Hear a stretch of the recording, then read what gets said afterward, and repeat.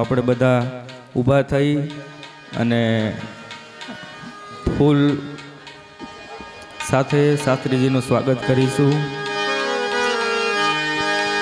ઓમ નમો ભગવતે વાસુદેવાય. ઓમ નમો ભગવતે વાસુદેવાય. ઓમ નમો ભગવતે વાસુદેવાય. ઓમ નમો ભગવતે વાસુદેવાય.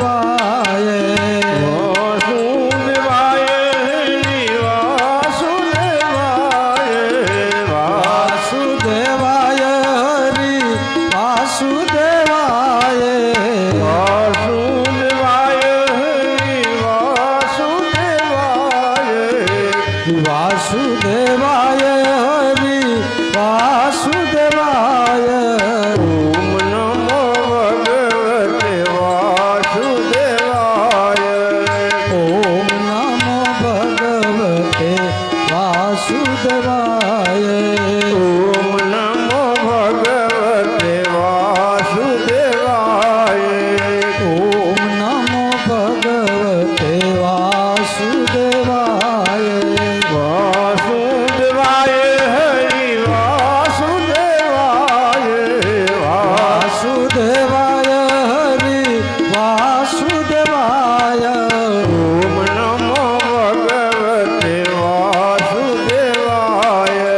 ઓમ નમો ભગવતે વાસુદેવાય. ઓમ નમો ભગવતે વાસુદેવાય.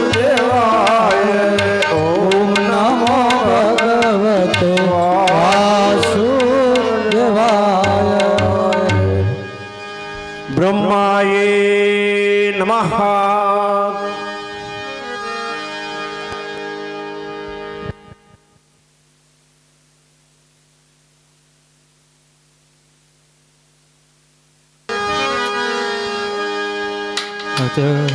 आचार्य देवतानां पूजनम व्यास पूजनम.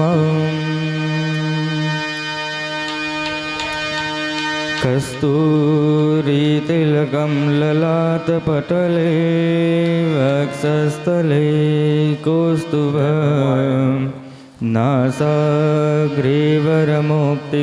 करतले वेणुकरे कङ्कणं सर्वाङ्गे हरिचन्दनं सुललिता कण्ठे च मुक्तावली गोपाल स्त्री परवेष्टितो विजयते गोपालचूड़मणि. व्यास जी महाराज की जय. भागवत भगवान की जय.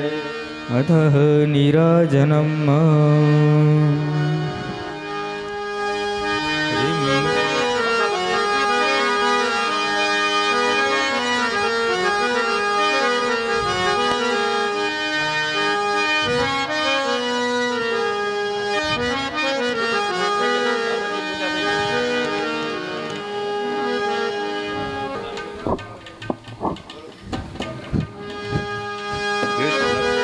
लाल की जय.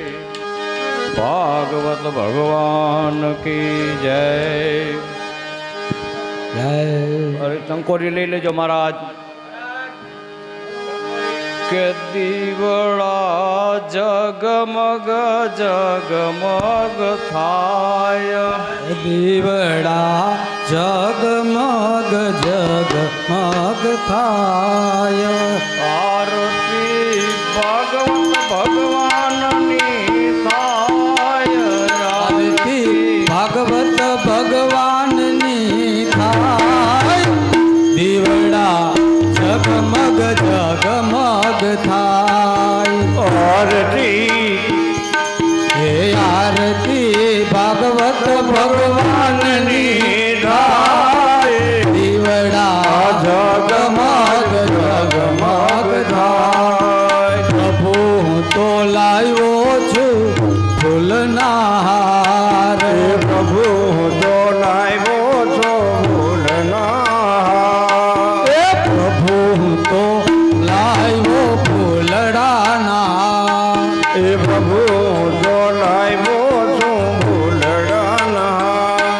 એ પ્રભુ તમે ફેરો તો આનંદ થાય દેવડા જગમગ જગમગ એ જગમગ જગમગ થાય એ પ્રભુ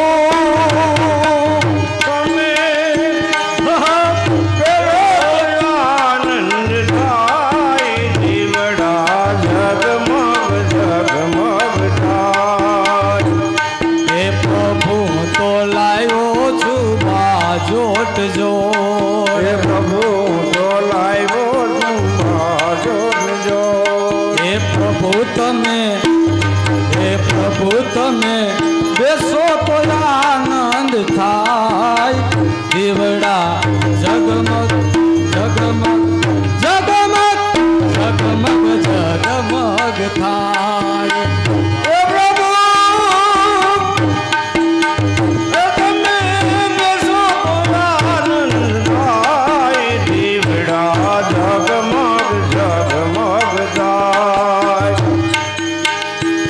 હે આરતી હરિદ્વારમાં થાય આરતી હરિદ્વારમાં થાય હે આરતી હરિદ્વારમાં થાય આરતી ગંગામૈયાની થાય આરતી ગંગામૈયાની હે આરતી ગંગા મૈયાની થાય દીવડા જગમગ જગમગ જગમગ જગમગ જગમગ થાય આરતી નાની થાય દીવડા જગમગ જગમગ થાય એ દીવડા જગમગ જગમગ થાય દીવડા જગમગ જગમગ થાય આરતી ભાગવત ભગવાનની થાય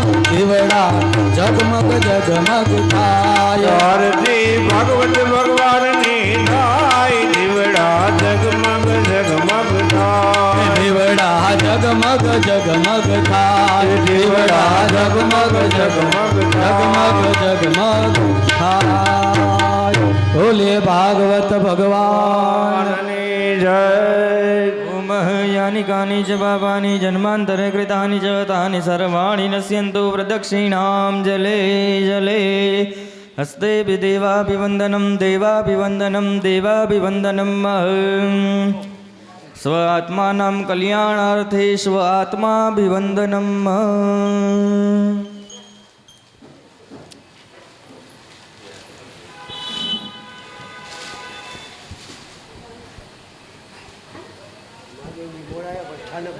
અરે પણ તમને તો ભારે છે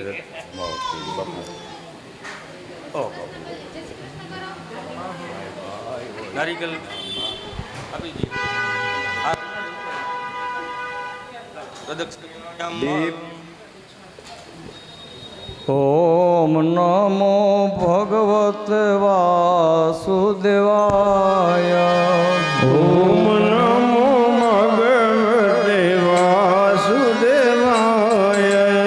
ઓમ નમો ભગવતે વાસુદેવાય ઓમ નમો ભગવતે વાસુદેવાય ઓમ નમો ભગવતે વાસુદેવાય ઓમ નમો ભગવતે વાસુદેવાય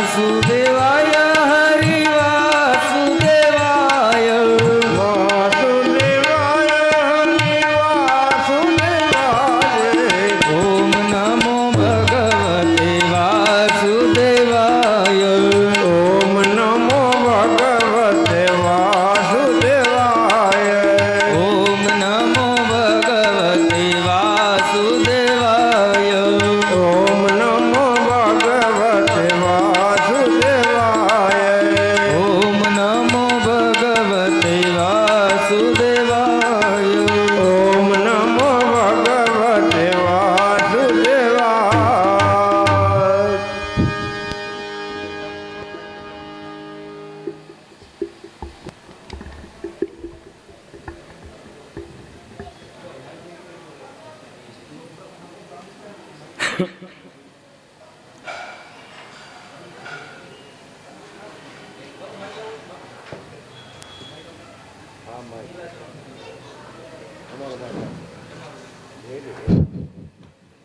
કમલેશભાઈ સેજ ઊંચું. વક્રતુંડ મહાકાય સૂર્યકોટિ સંપ્રભો આ બધું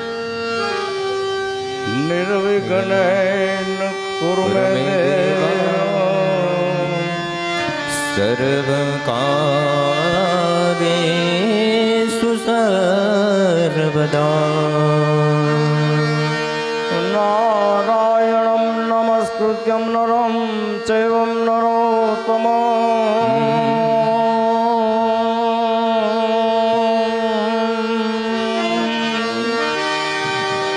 દેવીં સરસ્વતીં વ્યાસં તતો જયમુદીરયેત તતો જયમુદીરયેત. ઊંચું કરવું પડશે.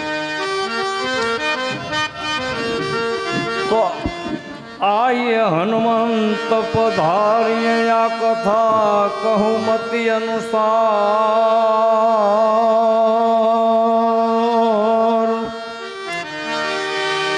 પ્રેમ સહિત ગાદી ધરો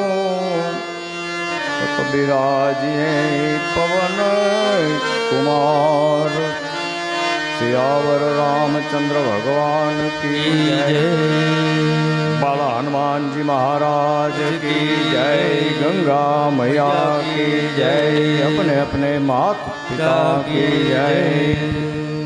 नमः पार्वती पते હર હર મહાદેવ હર बोलिए श्री चामुंड માત કી જય.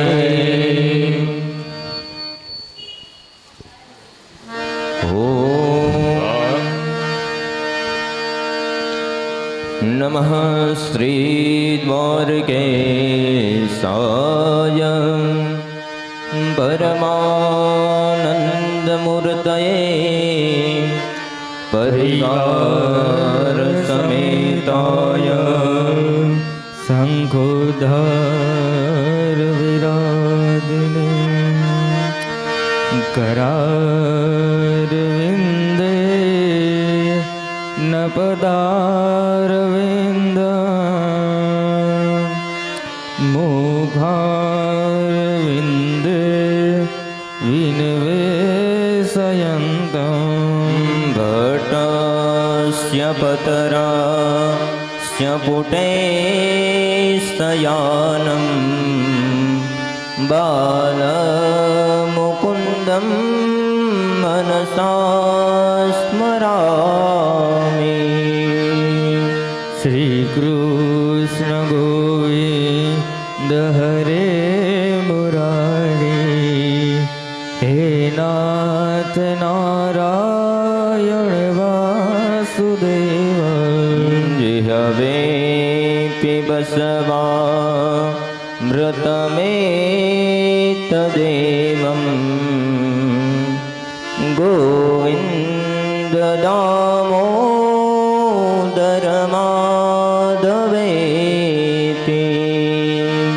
विक्रे दुःखामा खिल गोपकन्या मुरारी पादार्पितचित्तवृत्ति. दधियाधिकं मोहवसादभूचाद् गोविन्द दामोदर माधवेति. गृहे गृहे गोपवधूकदम्बा सर्वे मिलित्वा समवाप्य योग. पुण्यानि नामानि पठन्ति नित्यं गोविन्द दामोदर माधवेति. सुखं सया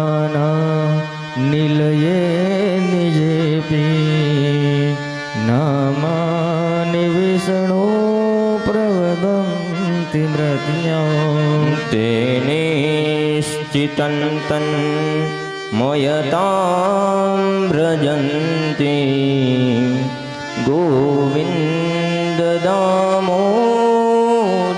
માધવેતિ जिह्वे सदैवं भज सुन्दराणि नामानि कृष्णस्य मनोहराणि समस्तभक्त्यार्तिविनाशनानि गोविन्द दामोदर माधवेति सुखावसाने दमेव सारम् दुःखावसाने दमेव ज्ञेयम् देहावसाने इदमेव जाप्यं गोविन्द दामोदर माधवेति श्रीकृष्ण राधा वर गोकुलेश गोपाल गोवर्धननाथ विष्णु जिहवे पिबस्वा व्रतमेतदेवं गोविन्द दामोदर माधवेति जिहवे रसज्ञे मधुर प्रिया त्वं सत्यं हितं त्वां परमं वदामि अवर्णये त्वं मधुराक्षराणि गोविन्द दामोदर माधवेति त्वामेव याचे मन देहि जिह्वे समागते नन्दरे कृतान्ते वक्तव्यमेवं मधुरं सुभक्त्या गोविन्द दामोदर माधवेति गोविन्द दामोदर माधवेति श्री भागवत भगवान की जय कृष्ण कन्हैया लाल की જય. जय છોકરાઓ નામાચરણ કર્યું નથી. ગોવિંદ દામોદર પાઠ કરે જે કોઈ પ્રેમે, દામોદર દયા કરે ઓ તો ગૌલોક સંચરે બોલીએ શ્રી ભાગવત ભગવાન કી જય હરિદ્વાર ધામ પરમ પવિત્ર મા ગંગાનો કિનારો અને સુખદેવજી જેવા ગુરુના એવા પરમ ગુરુ અને રાજા પરીક્ષિતને ભાગવતની 7 દિવસની કથા સંભળાવી ભગવાનના ચરણમાં વાસ થયો.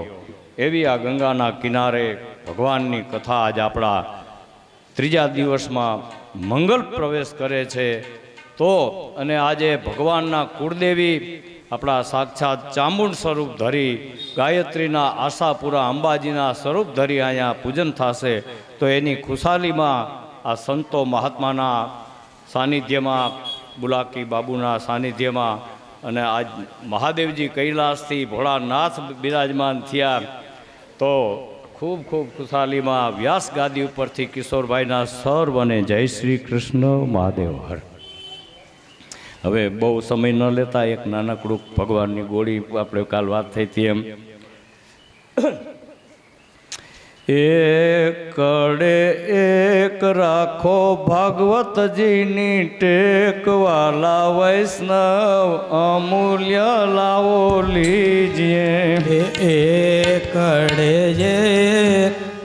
રાખો ભગવતજીની ટેક વાલા વૈષ્ણવ અમૂલ્ય લાવો લીજીએ ગગડે બે બોલો ભાગવતજીની જય વાલા વૈષ્ણવ આ અમૂલ્ય લાવો લીજીએ ગગડે બે તમે રાખો ગંગા જેઠ વાલા વૈષ્ણવ અમૂલ્ય લાવો લીજીએ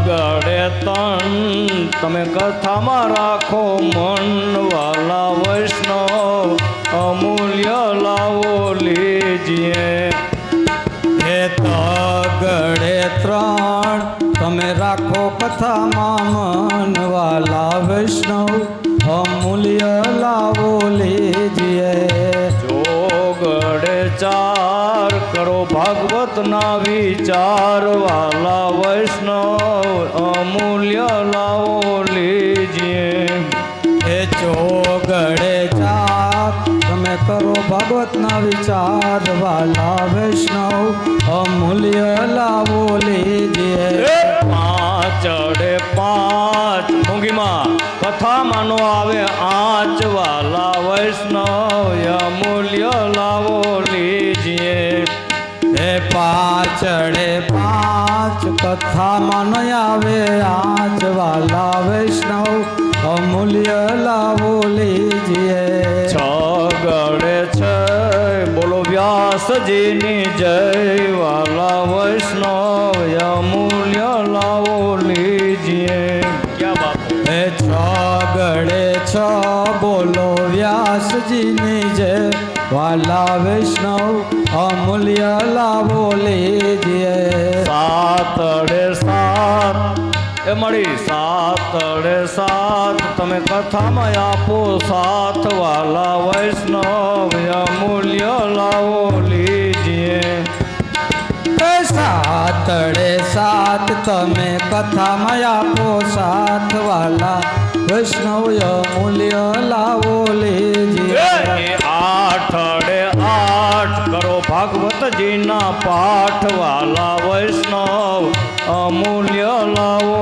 લીજીએ એ આઠડે આઠ તમે કથા ન કરો પાઠ વાલા વૈષ્ણવ અમૂલ્ય લાવો લીજીએ નવડે નવ તમે કથા સાંભળો સૌ વાલા વૈષ્ણવ અમૂલ્ય લાવો લીજીએ એ નવડે નવ તમે કથા સાંભળો સૌ વાલા વૈષ્ણવ અમૂલ્ય લાવો લીજીએ એકડે મીંડે 10 મળી એકડે મીંડે 10 તમે આટલું કરો તો બસ વાલા વૈષ્ણવ અમૂલ્ય લાવો લીજીએ હે એકડે મીંડે 10 તમે આટલું કરો તો બસ વાલા વૈષ્ણવ અમૂલ્ય લાવો લીજીએ આ છે સુખદેવજીની વાણી તમે સાંભળો જાણી જાણી વાલા વૈષ્ણવ અમૂલ્ય લાવો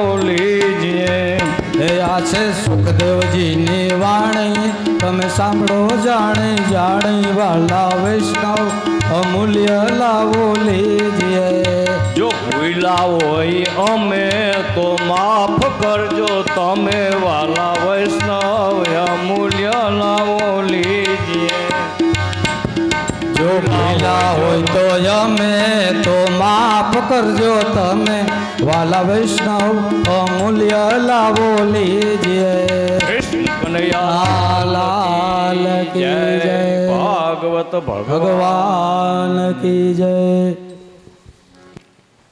ભગવાન પરિબ્રહ્મ પરમાત્મા કોઈ જાતની કમી ખામી રાખ્યા વગર પાપી આસ્તિક નાસ્તિક આત્મા મહાત્મા પરમાત્મા દરિદ્ર ધનવાન સ્ત્રી પુરુષ બાળક તમામ ઉપર કૃપા કરનાર એવા ભગવાન પરિબ્રહ્મ પરમાત્મા જેની ઉપર 52 ગજની ધજાઓ ફરકે, દિવસમાં 4 4 5 હમણાં એક વળી વધારો કરી દીધો. એ ભગવાનની કથા જ ત્રીજા દિવસમાં મંગલ પ્રવેશ કરતા. કાલે દુર્વાસા મુનિએ ઓલા દુર્યોધનનો ગર્વ ઉતાર્યો ને, પછી એને 2 ઠપકા દીધા. દુર્યોધન શું જાણે જેના મન માયામાં, માણે પાંડવના નીતિ ધર્મને દીવાના. દુરીજનો શું જાણે, કીધું તારા જેવા દુરીજન શું જાણે. તમે પૈસામાં, માયામાં, ધનમાં મન હોય કોઈ સ્ત્રી, એના આ તો પાંડવના નીતિ ધર્મ. આ નીતિ ધર્મના પાટા ઉપર ગાડી ચાલી જાય. ત્યારે હવે રાજા વૃષભદેવની કથા સુખદેવજી આગળ સંભળાવતા કહે છે કે રાજા વૃષભદેવ મહારાજ એક વખત શ્રી હરિ તેમના પુત્ર રૂપે અવતર્યા હતા. વૃષભદેવને કાંઈ ખબર નહોતી, એ તો ભૂલી ગયા હતા. અને રાજકુમાર મોટા નાભી રાજાને ખબર નહોતી કે વૃષભદેવ ભગવાનના સ્વરૂપમાં આવ્યા છે. ભૂલી ગયા હતા. દીકરો માનીને લાડ લડાવે છે, આનંદ કરે છે. અને માયાના લીધે ભૂલી ગયેલા તે રાજકુમાર અંશાવતાર ભગવાનના છે, એને કાંઈ ખબર નહોતી. અને ભગવાનની ઉપાસના કરી એટલે શ્રી હરિ તેમના પુત્ર રૂપે અવતર્યા હતા.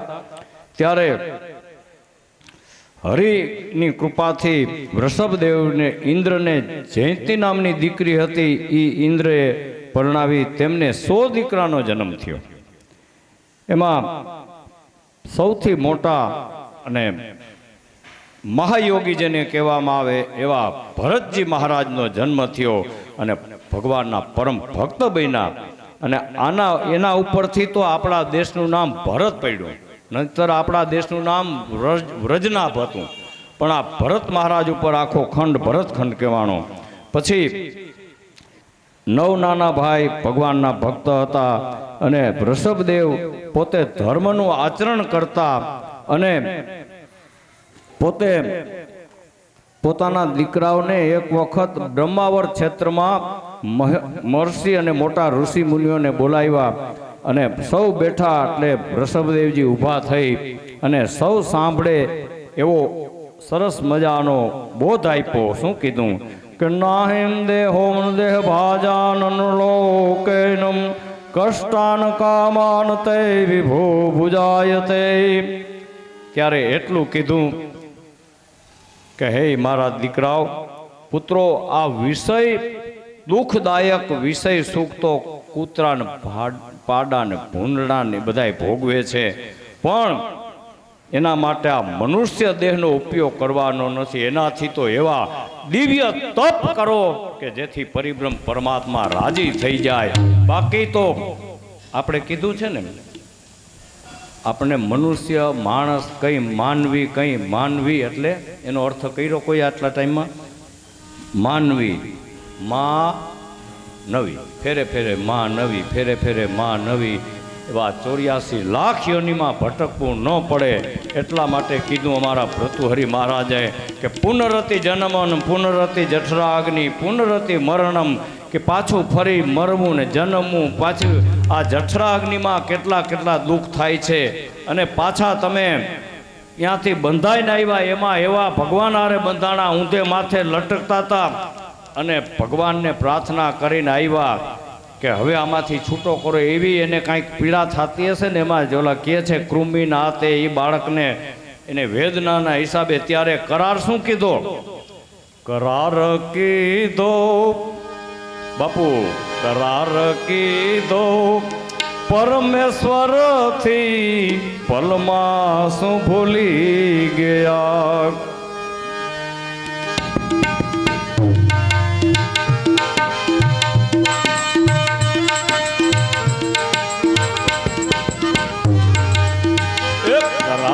કીધો પરમેશ્વરથી, પલમાં શું ભૂલી ગયા. કરાર કીધો પરમેશ્વરથી, પરમાર્થ તો ભૂલી ગયો. એ બંધન બાંધતા માયા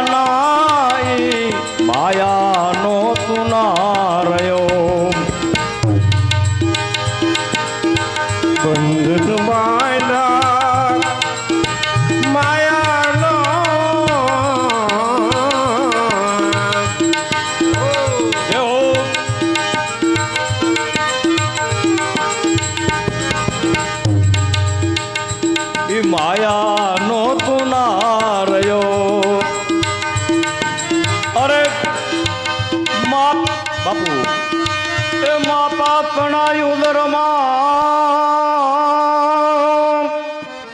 અને ઊંધેથી જતો તું લટકતો હતો. અરે માતા તણાય ઉદરમાં અને તું ઊંધેથી જતો લટકતો હતો, પણ બંદગી કરી કીર્તારને એ કીર્તારે તને છૂટો કર્યો. પણ અરે જન્મ લેતા ભાઈ, જન્મ લેતા આ જગતમાં આવી એ કીર્તારને કા ભૂલી ગયો. કરાર કીધો પરમેશ્વરથી ભલમાં શું ભૂલી ગયો. બંધન બાંધા માયા અરે અરે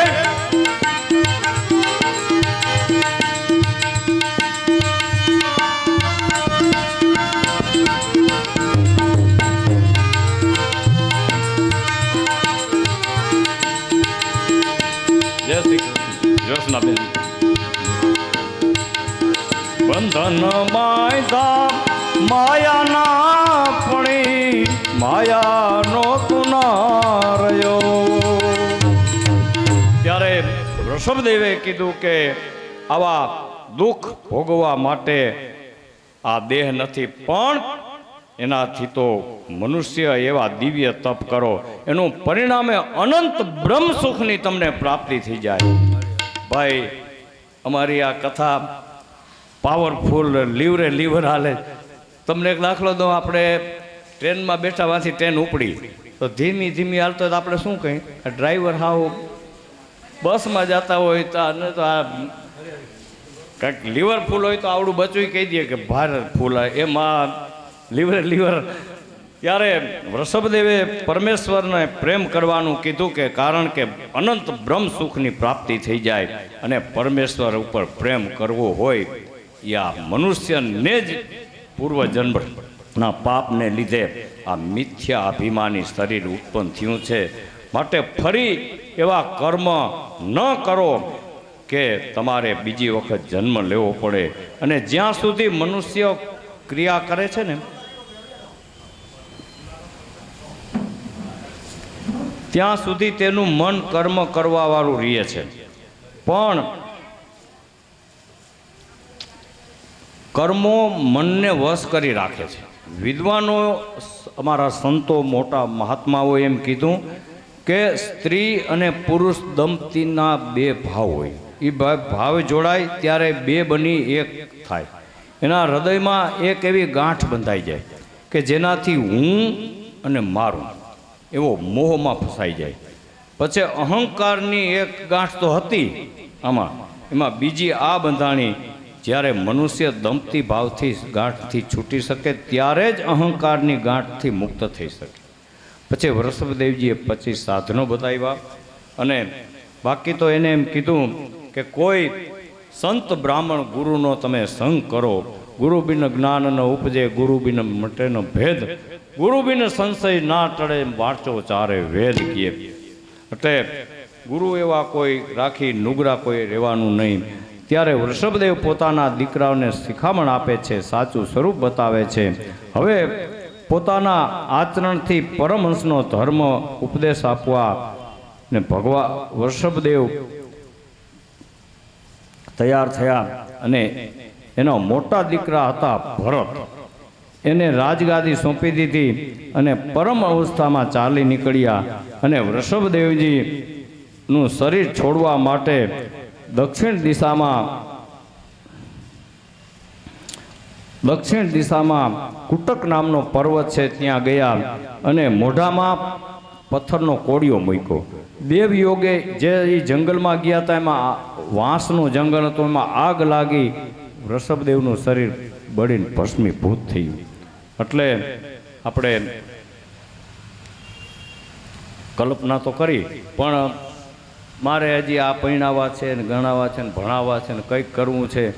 પણ આમાં શાસ્ત્ર એમ કહે છે કે મુએ કો પ્રભુ દેત હે કપડે લકડે આગ. મરી જાય ને આ 3 વસ્તુ જોઈએ. કાપડું જોઈએ માથે, પછી લાકડું જોઈએ ને આગ જોઈએ. મુએ કો પ્રભુ દેત હે કપડે લકડે આગ, જીવંત નર ચિંતા કરે તો તાકા બડા ભાગ. ઓલું મળદું બેઠું થઈને આ ભેગું કરવા જાય છે. કોઈ વારસું હોય તો બરાબર કે આપણું કોઈ, પણ બિન વારસું હોય તો 5 જણા બાપુ જેવા કે હાલો ભાઈ આ બિન વારસું છે, કોઈ કે હાલો કપડાના પૈસા હું દઉં, એને મળી જાય છે. તો જીવંત નર ચિંતા કરે તો અભાગ્યો માણસ. ચિંતા નહીં પણ એનું ચિંતન ચાલુ રાખો. પછી મોટા દીકરાને ગાદી સોંપી અને ભરત મહારાજનું ચરિત્ર હવે શરૂ થાય છે. પુરંજનની સાથે લગ્ન થયા હતા અને ધર્મથી પ્રજાનું પાલન કરતા હતા અને વાસુદેવ ભગવાન શ્રી કૃષ્ણના પરમ ભક્ત હતા અને એટલું જ માનતા કે વાસુદેવ ભગવાન શ્રી કૃષ્ણ સર્વના નિયામક છે. શ્રી કૃષ્ણને પાસે તમે કે અમે હાથ જોડી એની માનસી પૂજા કરી લ્યો તો એ બધાય કાર્ય તમારા સફળ થઈ જાય. ત્યારે ભરતજી માનસી પૂજા કરતા હતા, એને ઈશ્વરના દર્શનનો સાક્ષાત્કાર થયો અને પછી તો એને એમ થયું કે હવે આ બધું નકામું છે, એટલે એ રાજ્ય પોતે એના ભાઈઓ કુટુંબને છોડી અને પોતે ગંડકી નદીના કિનારે પુલહ ઋષિનો જ્યાં આશ્રમ હતો અહીંયા બેઠા અને સૂર્યનારાયણનો જાપ કરતા અને ભગવાન શ્રી હરિના ભજન કરતા. એક દિવસ એવું બન્યું, પોતે જાપ કરતા હતા ગંડકી નદી ગંગાજીની જેમ, ગંગાજીનું નામ આવ્યું એટલે જે તો બોલવી જ પડે, બોલીએ શ્રી ગંગા મૈયા કી જય. ત્યારે ભરપૂર જાતા હતા ગંડકીમાં વેગ.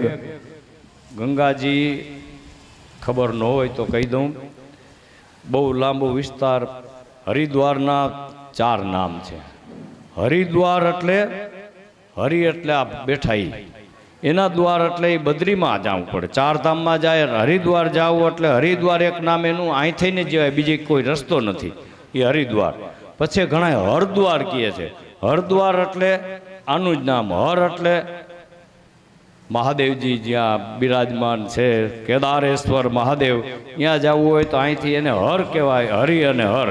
અને ત્રીજું નામ છે સ્વર્ગદ્વાર. સ્વર્ગમાં જવું હોય, પાંડવો 5 માતા સાથે અહીંથી જ ગયા હતા, એ આ એક જ રસ્તો, બીજો રસ્તો નહીં, એટલે સ્વર્ગદ્વાર. અને ગંગાદ્વાર કહેવાય છે આને. ગંગાદ્વાર એટલે તમે 4 ધામમાં જાઓ બાપુ, ક્યાંય આટલી મજા નથી, કિનારા ઊંચા ઊંચા, તમે અહીંયા નીચે નજરે ન કર, તમે આમ કાંઈ. ત્યારે આવા આપણા અહો ભાગ્ય કે આમાં ડૂબકીઓ મારી, ઠેકડા મારી, કંઈક ગંગાજળ આચમન કરી, આ ગંગાદ્વાર એને કહેવામાં આવે છે. આ ગંગાજીના પાણી કહેવાતો તો પાપ લાગે, ગંગાજળ કહેવાય આને. ગંગાજળ કહીને ગંગાજળ ભરી આવો, ગંગાજીનું પાણી લઈ આવો એમ ન કહે તો પાપના ભાગીદાર થાય. ખબર ન હોય એના માટે આપણે. ત્યારે આ હરિદ્વારના અંદર માં ભગવતી ગંગાજીના, ત્યારે ભરતજી બેઠા હતા ગંડકીને કિનારે અને બન્યું એવું કે જંગલમાંથી મૃગનું ટોળું પાણી પીવા આવ્યું. હવે પાણી પીતા હતા, એમાં એક જંગલમાં સિંહને ત્રાડ મારી, એટલે મૃગલા બહુ બીકણ જાતો હોય, બરબારા કૂદીને પાણીમાં સામે કાંઠે ભાગ્યા કે આ હમણાં સિંહ આવશે ને મારી નાખશે બીકે. હવે એમાં એક ગર્ભિણી હરણી હતી.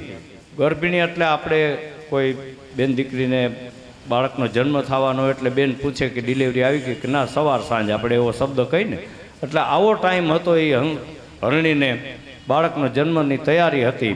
હવે એ આમાં કૂદીને પડી, ત્યારે બીજા તો ચડી ગયા, આ તરતે તરતે સામે કાંઠે પહોંચી, છલાંગ મારી, આગલા પગ કાંઠે વ્યા ગયા.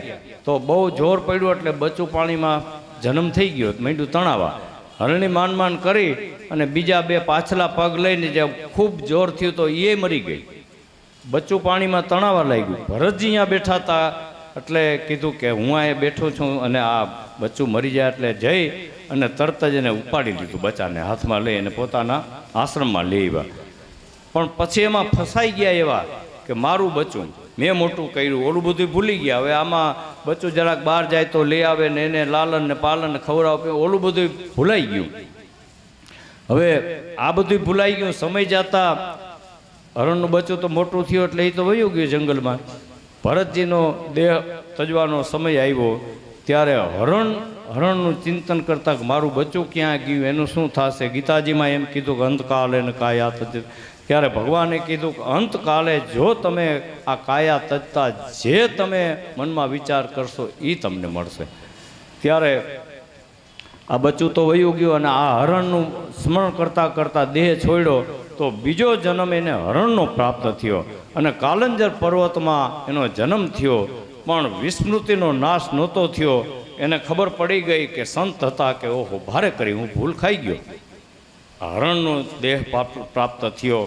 હવે પછી અહીંયાથી કાલંજર પર્વતથી પાછા ગંડકીને કિનારે પુલર ઋષિના આશ્રમ પાસે ગંડકી નદીમાં ઊભા ઊભા જાપ ચાલુ થયા.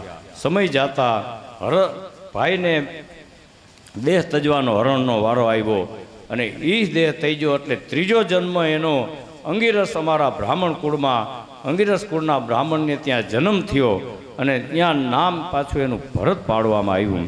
ત્યારે ભરતજી મહારાજ કોઈ બોલાવે તો બોલતા નહીં. પિતા ગાયત્રી મંત્ર બોલાવતા તો ન બોલતા, જનોય ધારણ કરાવતા કે કાંઈ જરૂર નથી, કોઈ આરે બોલતા નહીં. શું કામ? કે ફરીથી પાછો જન્મ ન લેવો પડે. એટલે આપણે ઘણાને એમ કહી છીએ કે ખોટો બબડાટ નહીં. બેન એના ચિંતન કરતા હોય તો જ્યોત્સનાબેન તમે આમ કર્યું, કાંઈ એને એની કાંઈ કામ હોય તો બીજા નંબરની વાત છે કે તમને, પણ ખોટો કોઈ દિવસ. એટલે ભરતજી આ રીતે ખોટો વ્યય ન થાય આનો શબ્દનો, આ દેહનો, આ સમયનો, આની ખાસ કાળજી રાખતા. સમય જાતા એક વખત ભરતજી મહારાજ તો જંગલમાં વ્યા ગયા. એને કાંઈ ક્રિયાની તો કાંઈ જરૂર નથી. હવે બન્યું એવું, ભરતજી જે જંગલમાં બેઠા હતા ત્યાં ભદ્રકાળી માતા શુદ્ર કોઈ હશે એવો રાજા, એના કુળદેવીનું મંદિર હતું. હવે એ શુદ્ર રાજાએ એવી માનતા કરી હતી કે મારી મા મને જો દીકરો દે તો હું ભદ્રકાળી માતાને નર બલિ ચડાવીશ. શાસ્ત્ર તો એમ કહે છે કે કોઈ દિવસ દીકરા દીકરીની માનતા કરવી નહીં. ઘણા એમ કહે ને કે અદા 3 દીકરા છે પણ કોઈનું માનતા ન હોય, માનતા જ ન હોય કોઈનું, કોઈ દિવસ ન કરવું. એ માનતા નથી પણ ન માને ક્યાંથી માની? માનતા ના લીધા. તમારામાં હતું તો નહીં, મોંઘીમાની સીટ હતી ને ઉપસાડીને બેસી ગયો, એમાં એ પછી ઝઘડો જ થવાનો. એ ઓલા માનતા કરીને લીધા હોય, એ પછી માનતા ન હોય, ધડબડાટી થાય. એટલે ભરતજી ત્યારે બેઠા હતા અને આ ભાઈએ માનતા કરી હતી દીકરાની, દીકરો દીધો માતાજીએ. હવે કે હાલો નરબલી ચડાવવાનો વારો આવ્યો એટલે બધા એક ગામમાંથી પોતે આવ્યા જંગલમાં ભદ્રકાળીના મંદિરે આવી અને કે હવે એના સેવકોને હુકમ કર્યો કે નર લઈ આવો માતાજીને બલિ ચડાવવા એવો. એટલે સેવકો અમારા કમલેશભાઈ જેવા, દિવ્યેશભાઈ જેવા ઉપડ્યા. ત્યાં ભરતજી બેઠા અહીંયા આવ્યા અને ઉપાડ્યા કે આ છે કે રૂષ્ટપુષ્ટ લઈ આવ્યા કે બાપુ અમે આ નર બલિ ચડાવ્યો, પુરુષ લઈ આવ્યા છે કે ભલે બેસાડ્યા. માતા મંદિર અમે જમાડ્યા ને આન તેને કર્યું અને સમય આવ્યો તો મુહૂર્ત જે કાઢી રાખ્યું હતું ત્યાં પુરોહિત હાથમાં ખુલ્લી તલવાર લઈને આવ્યા અને ભરતજી તો બસ બેઠા ટગર ટગર જોયા કરે છે. એને મારી નાખશે, મરી જાય કે એવી કાંઈ એની હતી નહીં. એને તો ઓની માથે જ હતું કે આ રક્ષા કરે ગમે એની, બાકી કોઈ વાળ વાકો ન કરી શકે. આવું મનમાં વાંધતા ચાલુ. હવે શુદ્ર રાજા એ હુકમ કર્યો પુરોહિતને કે હવે મસ્તક ઉડાડી આ નરનું બલિ ચડાવી દઉં માતાજીને. ત્યારે એના વાજિંત્રો વાગવા લાગ્યા ભાઈ કૌશલભાઈને, ધડબડાટી મીંડી બોલવા. અને ત્યાં તો ગાજ નહોતા થતા હતા અને માતાજી આ બધું દ્રશ્ય જોઈ અને માતાજીની મૂર્તિ ચડચડાટ બે ભાગ થઈ ગયા. એમાંથી સાક્ષાત ભદ્રકાળી પ્રગટ થયા અને પુરોહિતના હાથમાંથી તલવાર ખેંચી બધા શૂદ્રના મસ્તક ઉડાડી દીધા. ત્યારે પછી કીધું કે કારણ માતાજી કે મારી સાક્ષીમાં મારા મંદિરને શરણે અને આ ભગવાનનો પરમ ભક્ત માથું કપાય તો માતાજી મને ઠપકો આપે કે.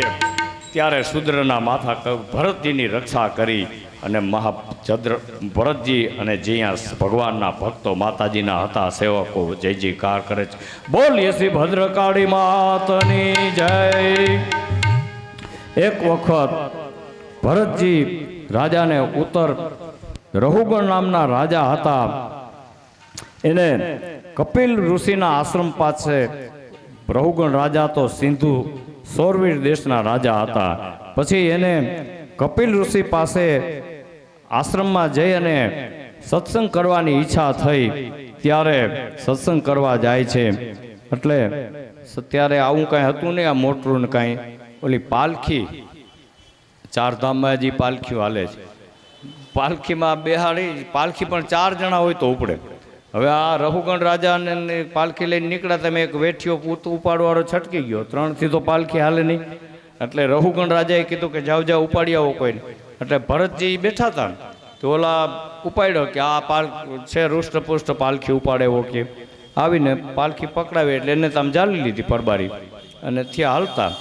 તો ભરતજી અનાયાસે કોઈ કીડી મકોડી પગ નીચે કપાઈ જાય, આપણે જાણતા અજાણતા પાપ થઈ જાય તો દોષ આપણા ખાતામાં ચડે. એટલે ભરતજી બહુ ખેવ ના રાખતા. એનું શું છે કારણ કે ગોળ તમારો કે સાકર હોય એ તમે અંધારે ખાવ તો એ નિરાલીબાઈ કેવી લાગે, મીઠી કે કડવી? આંખું વીંચીને ખાવ તોય એનો સ્વાદ શું છે કે મીઠાશનો. જ્યારે પાપ અગ્નિનો ઢેખારો હોય, તમે આંખું વીંચીને પગ દો તો એ ઠંડુ લાગે કે બરસે? બારે, કારણ કે એનો પ્રભાવ બાળવાનો છે. એમ આ ખ્યાલ ન હોય ને થઈ જાય એટલે એ ખાસ આપણે ધ્યાન રાખતા. એટલે પોતે આમ કોઈ કીડી મકોડી દેખે, આમ પાલખી ખંભે ને આમ ઠેકડો મારીને હાલો અને બચાવવા, તો ઓલી પાલખીમાં દંડોભાઈ રાજાના માથામાં લાગે. 2-3 વાર આવું થયું, ઠપકો દીધો કે ભાઈ સરખા ચાલો ને. એટલે મુખીએ કીધું કે બાપુ અમે તો સરખા ચાલી, પણ નવો વેઠિયો આવ્યો છે ને એ ઠેકડા મારે છે કે. તો એ ભાઈ કે તું આ કેમ આમ કોઈ એમ કરસ, ઠેકડા મારસ? થોડીક વાર થયા ત્યાં આગળ ચાલ્યા એટલે વળી પાછું એવું થયું. એટલે 2-3 વખત એમ કીધું ત્યારે હાલવા લાગે ને વળી લાગ્યો દંડો. એટલે પછી રાજાને ક્રોધ થયો. એટલે રાજાએ ભરતજીને કીધું કે શું તું જીવતા મરેલો છો? મારી આજ્ઞાનો અનાદર કરસ, હું તને શિક્ષા કરીશ. આ રૂષ્ટપુષ્ટ જેવો છો, હજી થાયકો નથી ને હમણાં જ હજી પાલખી લઈને હાલસને આવું અભિમાનપૂર્વક રઘુગણ રાજા શબ્દ બોલ્યા. જળ ભરતને બાળપણમાં પિતાજીએ ગાયત્રી મંત્ર શીખડાવતા હતા તે દી બોલ્યા નહોતા, પણ આ રાજા સાથે બોલવાનો વિચાર કર્યો. રાજાને કારણ કે રાજાને શિખામણ ન દીધી હોત તો હાલત. પણ ભરતજીએ વિચાર કર્યો કે આ જગતની અંદરથી સત્સંગનો મહિમા ઘટી ન જાય, એટલા માટે એને રાજા પાસે પછી ઉત્તર આપતા કીધું કે મહારાજ, મેં રાજાને ઉત્તર ન આપ્યો તો હાલત, પણ આ હિસાબે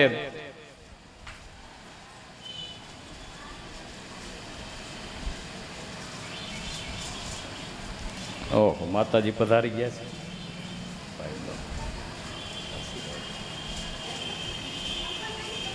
ચંપલ કાઢોમાં.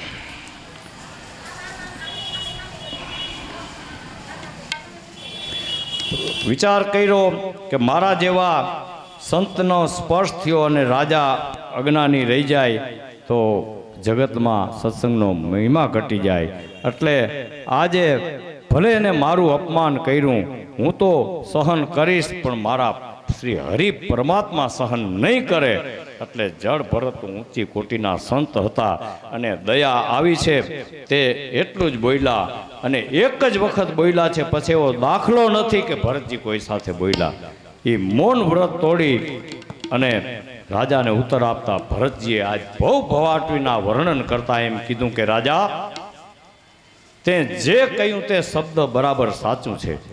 અને ભાર નામે આ દુનિયામાં કોઈ પદાર્થ હોય તો તેની સાથે ઉપાડનારને કોઈ એને સંબંધ હોય, અને દેહ સાથે સંબંધ તું માનસ તો મેં તારો તિરસ્કાર કર્યો ગણાય કે તે મારો તિરસ્કાર કર્યો ગણાય. પણ એવી કોઈ વસ્તુ મિથ્યા આ સાથે કાંઈ આવવાની નથી, એની સાથે સંબંધ છે નહીં.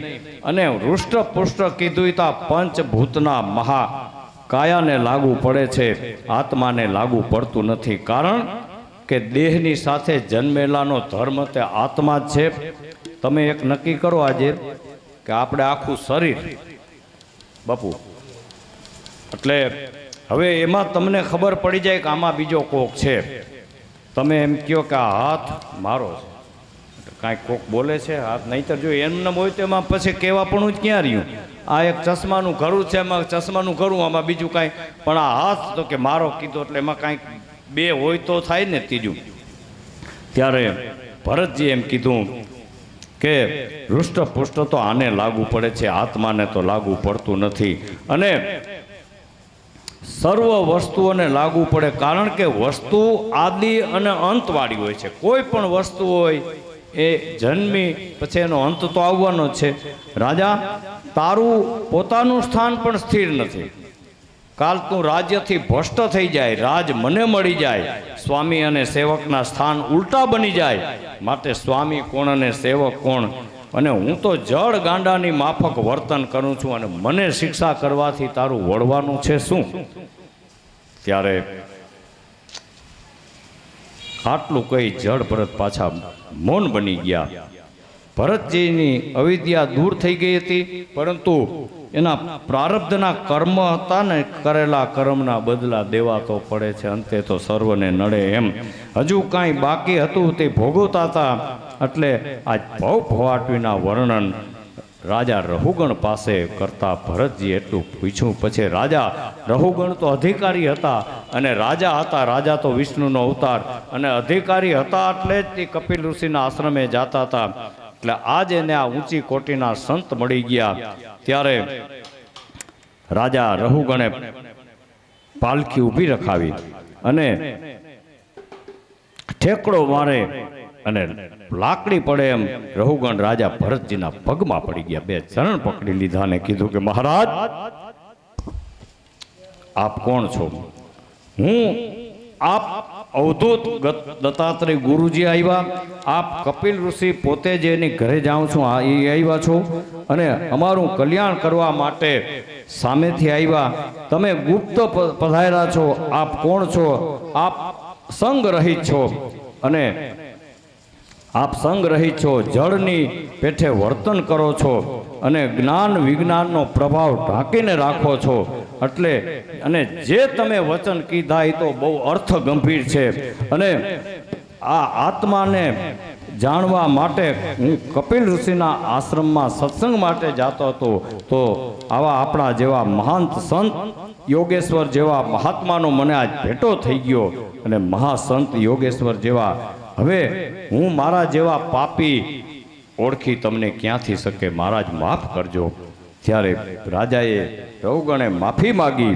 ત્યારે આત્મજ્ઞાન જાણવાની ઈચ્છાથી રહુગણ રાજા જાતા હતા. ત્યારે કીધું કે મહારાજ, આપે જે કીધું એ સત્ય છે. અને તપેલીમાં અગ્નિને તાપ લાગો, તમે ચૂલો કે ગેસ ચાલુ કરો, એમાં તપેલી મૂકો, પછી તપેલીમાં પાણી મૂક્યું કે દૂધ મૂક્યું, પછી દૂધમાં તમે ચોખા નાખ્યા. હવે ઓલો તપેલીને તાપ લાગ્યો એટલે દૂધ ગરમ થયું, દૂધ ગરમ થયું એટલે એમાં નાખેલા ચોખા રંધાઈ ગયા, બરાબર. પણ જેમ ઉનાળાના તાપને લીધે શરીર તપી જાય, આપણે કહી છીએ ને હમણાં ગરમી વહીતી, કારણ કે આપણને ખબર પડી ગઈ આ શરીર તપી જાય છે, ઇન્દ્રિયો તરત આપણી અંદરની ઇન્દ્રિયો બધી તપે, એટલે આપણને ખબર કે આ તાપ વધારે. અને પછી તપેલા ઇન્દ્રિયને, મનને, પ્રાણને પણ તાપ લાગે, અને પ્રાણ તપતા મન તપે છે, અને મન તપતા પછી તમારું સર્વસ્વ આત્મા તપી જાય છે.